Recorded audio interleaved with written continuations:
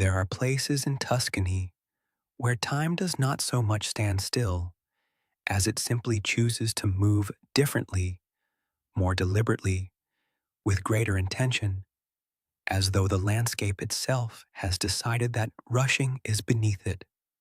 This is one of those places, set among the rolling hills that have inspired painters and poets for centuries. This property carries the unmistakable weight of genuine Italian heritage, not the curated, manufactured kind, but the sort that accumulates quietly across generations, absorbed into stone walls and terracotta floors, and the particular way afternoon light falls through deep-set windows onto ancient timber beams. The architecture speaks in the vernacular of the Tuscan countryside, honest materials, proportions that feel neither excessive nor restrained, a harmony between structure and setting that no amount of contemporary design ingenuity can wholly replicate, because it was never designed so much as it was grown. Approach the property, and there is an immediate sense of arrival, that rare quality in a residence where the threshold between the world beyond and the world within feels genuinely significant.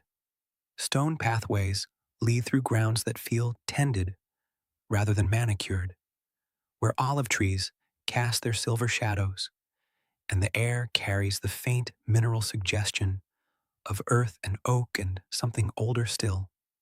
The exterior presents itself with the quiet confidence of a building that has no need to announce itself loudly, its facades weathered to the precise shade of warm ochre that Tuscan sun and Tuscan rain conspire to produce over many decades.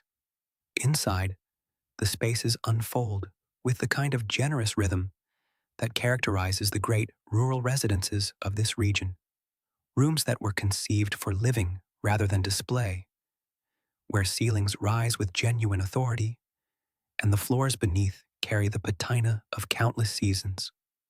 The interior atmosphere shifts between shadow and illumination in ways that feel almost choreographed.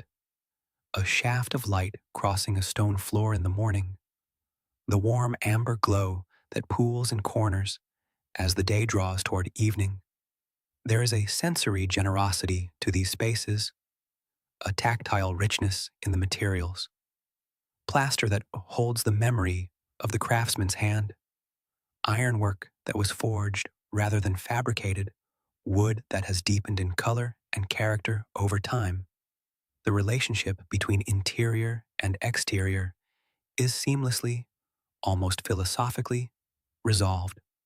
From within, framed views open onto the surrounding landscape with the compositional precision of a landscape painting, hills layered in green and gold, the dark punctuation of cypress lines, sky that in this part of the world achieves a particular depth of blue in the late afternoon hours that photographers spend entire careers attempting to capture and never quite do. Terraces and loggia spaces extend the living environment outward, mediating between the sheltered interior world and the vast, unhurried Tuscan countryside beyond.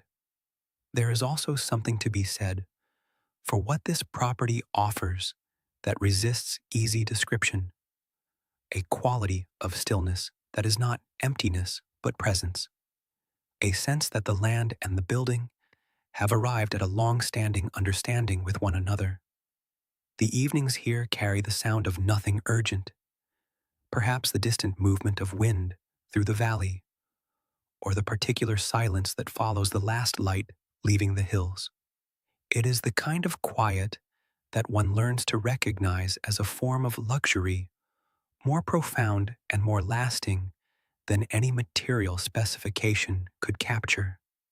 This is a property for someone who understands that the finest things in life are not acquired, but inherited, even when the inheritance begins with you.